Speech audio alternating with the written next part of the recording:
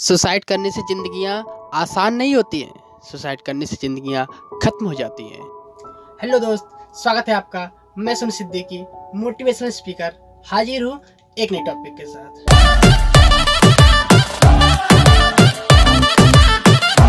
दोस्त, सुसाइड, जब कोई सुसाइड करता है तो बड़ा तकलीफ होता है। तकलीफ इस बात से नहीं होता है कि वो मेरे रिलेशन का था, तकलीफ इस बात से नहीं होता है कि उसका बिहेवियर अच्छा था। तकलीफ तो इस बात से होता है कि जिस चीज को ना पा सकने की वजह से वो सुसाइड करता है, जिस चीज को ना बदल पाने की वजह से वो सुसाइड करता है, क्या सुसाइड करने के बाद उस चीज को बदल पाता है? क्या सुसाइड करने के बाद उस चीज को हासिल कर पाता है? दोस्त, यदि आप नेपोटिज्म को खत्म करना चाहते हो और नेपोटिज्म को नहीं खत्म कर पा रहे हो तो क्या आप सुसाइड कर लोगे? और क्या सुसाइड करने के बाद नेपोटिज्म खत्म हो जाएगा? दोस्त, यदि आप किसी से प्यार करते हो और अपने प्यार को हासिल नहीं कर पाते हो तो क्या आप सुसाइड कर लोगे? और क्या तुम्हारे सुसाइड करने के बाद तुम्हें तुम्हारा प्यार मिल जाएगा? दोस्त, नहीं। दोस्त, जिस काम को तुम जिंदा रहकर नहीं कर सकते हो उस काम को तुम मरने के बाद कैसे कर पाओगे? तो फिर सुसाइड क्यों करते हो? क्या लाइफ से हार मान लेते हो?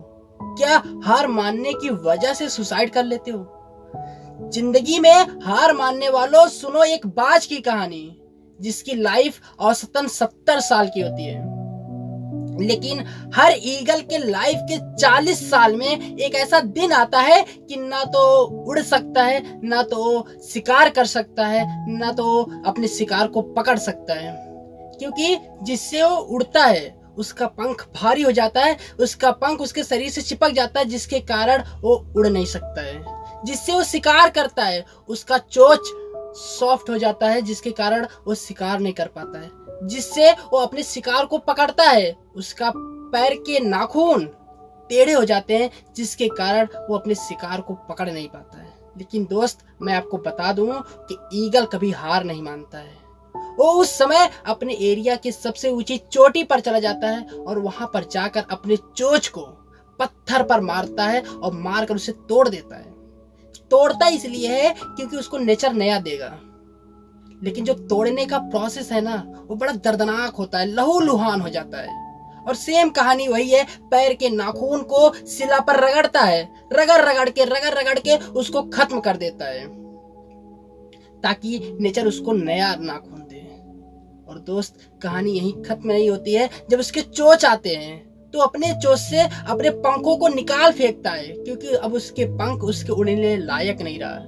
लहूलुहान हो जाता है, बहुत पीड़ा सहता है ताकि नेचर उसको नया पंख दे। दोस्त, 6 महीने के इस प्रोसेस में ईगल एक पुनर्जन्म लेकर 30 साल और जीता है। हार मानने वालों, हार मानकर क्विट करने वालों, क्या तुम्हारे लाइफ में इससे भी ज्यादा बुरे दिन आते हैं? दोस्त, ईगल कभी हार नहीं मानता है। दोस्त, नेचर हमेशा हमें कुछ सिखाती है, नेचर से कुछ सीखो, कभी हार मत मानो, कभी भी अपने जिंदगी के मकसद को छोटा मत बनाओ, कभी भी ये मत कहो कि मेरे जिंदगी का यही एक मकसद था। दोस्त, यदि आप अपने गोल को अचीव भी कर ले गए तो भी ये मत कहो कि मेरे जिंदगी का यही एक मकसद था। हाँ, ये जरूर कहना कि मेरे जिंदगी का ये भी एक मकसद था, लेकिन कभी ये मत कहना कि मेरे जिंदगी का यही एक मकसद था। दोस्त, मेरे जिंदगी का यही एक मकसद था और मेरे जिंदगी का ये भी एक मकसद था, दोनों में बहुत फर्क है। दोस्त, कभी भी अपने मन में सुसाइड करने का विचार लाना ही मत, क्योंकि जिस काम को तुम जिंदा रहकर नहीं कर सकते हो उस काम को तुम मरने के बाद नहीं कर पाओगे। और कभी भी अपने लाइफ में हार मत मानना, क्योंकि मेरे को नहीं लगता है कि एक बात से भी ज्यादा बुरे दिन हमारे लाइफ में आते होंगे। ना तो उड़ सकता है, ना तो शिकार कर सकता है, ना तो अपने शिकार को पकड़ सकता है, फिर भी जीने की कोशिश करता है और 30 साल और जीता है। इसलिए दोस्त, कभी भी लाइफ में हार मत मानना और कभी भी अपने जिंदगी के मकसद को छोटा मत बनाना। दोस्त, सपने ऐसे देखो कि सब हैरान हो जाएं। सपने ऐसे देखो कि सब हैरान हो जाए और मेहनत इतना करो कि सब आसान हो जाए। दोस्त, कभी भी क्विट मत करना, कभी भी हार मत मानना, कभी ना कभी तो नेचर को हमारे अनुकूल तो होना ही पड़ेगा। तू धूप है क्षण से बिखर, तू है नदी बेखबर, बह चल कहीं उड़ चल कहीं, दिल खुश जहां